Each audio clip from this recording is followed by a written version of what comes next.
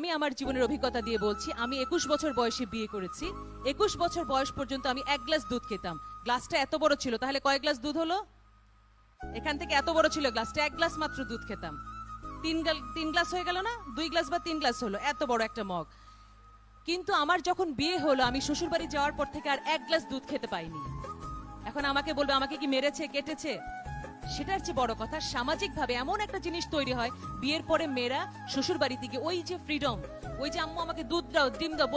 ছেলের বউ দুধ খায়, ডিম খায়, কেমন না? কিন্তু ছেলের বউ কি মানুষ না? তাকে তো দুধ ডিম খেতে হবে। তাহলে বাল্য বিয়ে যে করছে, আমি 21 বছর বয়সে যে দুধটা এনশিওর করতে পারিনি, ছোটবেলায় 13 বছর 14 বছর বিয়ে হলে তুমি কি এনশিওর করবে? তোমার পেটে হঠাৎ করে বাচ্চা, তুমি তো কিছুই জানো না, হঠাৎ করে বাচ্চা আসলো, তোমার বাচ্চার সমস্ত নিউট্রিশন নিয়ে গেল, তোমার পেটে তোমার বাচ্চা হলে গেল তোমার শরীরের শত্রু। কিন্তু এই শিশুটার তো কোনো দোষ নেই, দোষটা কার? আমি বলবো তোমার। তোমাকে শুধু বুঝতে হবে মা, যে আমি 18 বছরের আগে বিয়ে করব না, একটু বুঝেছো? আচ্ছা, 18 বছর হলেই বিয়ে করবে কে কে দেখি, সাথে সাথে অন স্পট, বার্থডে দিন, বিয়ের দিন না? আচ্ছা, ভেরি গুড। 18 কারণ তোমাদেরকে নর্থ সাউথ যেতে হবে, বিয়ে করে ফেললে কিন্তু আবার কি বলবে যে তোমার স্কলারশিপ ক্যান্সেল হয়ে যাবে। সুতরাং আসলে বিয়েটা কিন্তু জীবনের খুবই গুরুত্বপূর্ণ একটা দিক। কারণ কি, বিয়ে কি জানো?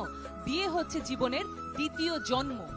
প্রথম জন্মে কিন্তু আমরা বাপমা সিলেক্ট করতে পারি না। আমি হঠাৎ করে বললাম আমি গহর রিজভির মেয়ে হতে চাই, আল্লাহ আমাকে গহর রিজভির মেয়ে করে দিল, সম্ভব? সম্ভব না। তাহলে ওটা আল্লাহ করেছেন, ওটা ভাগ্যে হয়ে গেছে। এখন সম্ভব।